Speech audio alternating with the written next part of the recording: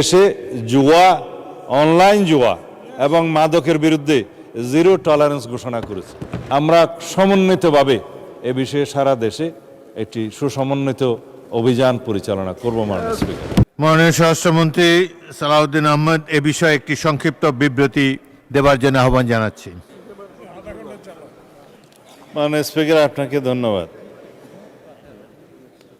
রাজধানীর অভিজাত এলাকায় আবাসিক ভবন, রেস্টুরেন্ট ও ক্যাফের আড়ালে গড়ে ওঠা অবৈধ সীসা লাউঞ্জ বন্ধের বিষয়ে যে নোটিশটি উত্থাপন করেছেন মাননীয় সদস্য, সেই জন্য তাকেও অশেষ ধন্যবাদ জানাচ্ছি। মাননীয় স্পিকার, মাদকদ্রব্য নিয়ন্ত্রণ আইন 2018 সংশোধিত 2020 এই সীসা খ শ্রেণীর মাদক দ্রব্য হিসেবে তফসিলভুক্ত। বর্তমান গণতান্ত্রিক সরকার মাদককে জাতীয় সমস্যা হিসেবে চিহ্নিত করে নির্বাচনী ইশতেহারে স্পষ্ট প্রতিশ্রুতি দিয়েছে। অবৈধ সীসা লাউঞ্জে সীসা ব্যবসা চালুর রাখার লক্ষ্যে রাষ্ট্রপক্ষের বিরুদ্ধে সীসা লাউঞ্জ মালিকগণ 5টি রিট মামলাগুলো পড়লাম না মাননীয় স্পিকার, পঠিত বলিয়া গণ্য করা হোক, দায়ের করেন।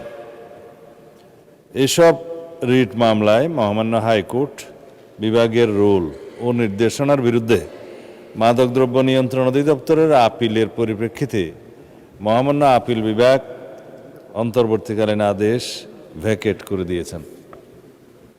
স্বরাষ্ট্র মন্ত্রণালয়ের 8 এপ্রিল 2026 তারিখের একটি স্মারক নম্বর পঠিত বলিয়া গণ্য হোক মাননীয় স্পিকার।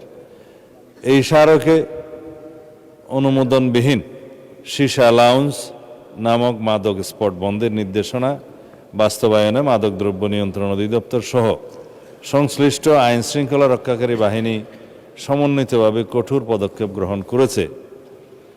মাননীয় স্পিকার, মাদকদ্রব্য নিয়ন্ত্রণ অধিদপ্তর কর্তৃক বিগত 16 এপ্রিল 2026 তারিখ রাতে রাজধানীর গুলশান 2 এলাকার 35 নম্বর সড়কে অবস্থিত অবৈধ সীসাবার দ্য কোর্টইয়ার্ড বাজার লাউঞ্জ এই অভিযান পরিচালনা করে আনুমানিক 5 কেজি সীসা এবং 35টি হুক্কা জব্দ করেছে। 20/4/2026 তারিখে এস লাউঞ্জ রেস্টুরেন্ট নামীয় অবৈধ সীসা লাউঞ্জ অভিযান পরিচালনা করে 4 কেজি সীসা ও 8টি হুক্কা জব্দ করেছে। অবৈধ সীসা লাউঞ্জ সমূহ যাতে নাম ও ঠিকানা পরিবর্তন করে পুনরায় কার্যক্রম শুরু করতে না পারে সেই লক্ষ্যে গোয়েন্দা নজরদারি জোরদার করা হয়েছে এবং সংশ্লিষ্টদের বিরুদ্ধে কঠোর আইনি ব্যবস্থা গ্রহণ অব্যাহত রয়েছে। এর সাথে যে কোনো ব্যক্তি বা প্রতিষ্ঠানের সম্পৃক্ততার অভিযোগ পাওয়া গেলে তা গুরুত্ব সহকারে তদন্ত করে প্রয়োজনীয় আইনানুগ ব্যবস্থা গ্রহণ করা হবে। মহামান্য হাইকোর্ট বিভাগে সীসা বার পরিচালনার বিষয়ে রিট কারিগণের বিপক্ষে সর্বদা আইনি লড়াই পরিচালনা করার পাশাপাশি সীসা বার সমূহে নিয়মিত অভিযান পরিচালনা অব্যাহত রেখেছে মাদকদ্রব্য নিয়ন্ত্রণ অধিদপ্তর। মাননীয় স্পিকার, রাজধানীর বিভিন্ন এলাকায় আবাসিক ভবন, রেস্টুরেন্ট ও ক্যাফের আড়ালে অবৈধ সীসা লাউঞ্জ পরিচালনার বিষয়টি ঢাকা উত্তর সিটি কর্পোরেশনের নজরেও এসছে। এই ধরনের কার্যক্রম জনস্বাস্থ্য, নগর শৃঙ্খলা ও আইন শৃঙ্খলার জন্য ক্ষতিকর এবং কোনোভাবেই গ্রহণযোগ্য নয়। ঢাকা উত্তর সিটি কর্পোরেশন নিয়মিত ভ্রাম্যমাণ আদালত ও তদারকি কার্যক্রমের মাধ্যমে অবৈধ সীসা লাউঞ্জ চিহ্নিতকরণ ও বন্ধে অভিযান পরিচালনা করছে। এ বিষয়ে আইনশৃঙ্খলা বাহিনী ও সংশ্লিষ্ট সংস্থাসমূহের সাথে সমন্বয় করে যৌথ অভিযান পরিচালনা করা হচ্ছে। এছাড়া কোনো ব্যক্তি বা প্রতিষ্ঠানের বিরুদ্ধে প্রশাসনিক সহযোগিতার মাধ্যমে অবৈধ কার্যক্রম পরিচালনার অভিযোগ পাওয়া গেলে তা গুরুত্বের সাথে তদন্তপূর্বক প্রয়োজনীয় ব্যবস্থা গ্রহণ করা হবে। ঢাকা উত্তর সিটি কর্পোরেশন হতে সিটি কর্পোরেশন আদর্শ কর তফসিল 2026 অনুযায়ী নির্ধারিত ব্যবসার ধরনের ট্রেড লাইসেন্স ইস্যু অথবা নবায়ন করা হয়। আদর্শ কর তফসিল সীসা লাউঞ্জ শিরোনামে কোনো ধারণ নাই। অতএব অবৈধ সীসা লাউঞ্জ সম্পূর্ণরূপে বন্ধে ঢাকা উত্তর সিটি কর্পোরেশন কঠোর অবস্থানে রয়েছে। এই বিষয়ে অভিযান অব্যাহত রাখবে। বিগত আওয়ামী লীগ সরকারের শাসনামলে 2009 থেকে 2024 পর্যন্ত রাজধানী ঢাকার গুলশান, বনানী, ধানমন্ডি, মোহাম্মদপুর, উত্তরা ও বারিধারার মতো অভিজাত এলাকায় আবাসিক ভবন, রেস্টুরেন্ট এবং ক্যাফের আড়ালে ব্যাপকভাবে অবৈধ সীসাবার ও লাউঞ্জ গড়ে ওঠে।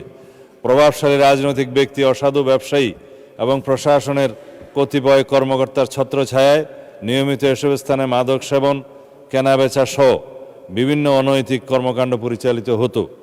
বিভিন্ন সময়ে অভিযানে কিছু সীসাবার বন্ধ হলেও পরিবর্তন করে এবং প্রভাব খাটিয়ে আবার তা চালু হতো।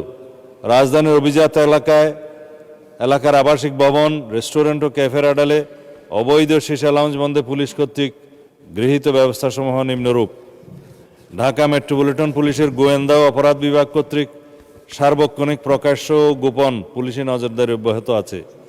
নিয়মিত পুলিশ টহলের পাশাপাশি বিভিন্ন সীসা লাউঞ্জ, রেস্টুরেন্টে বিশেষ অভিযান পরিচালনা করে অপরাধীদের গ্রেফতার করে আইনের আওতায় আনা হচ্ছে।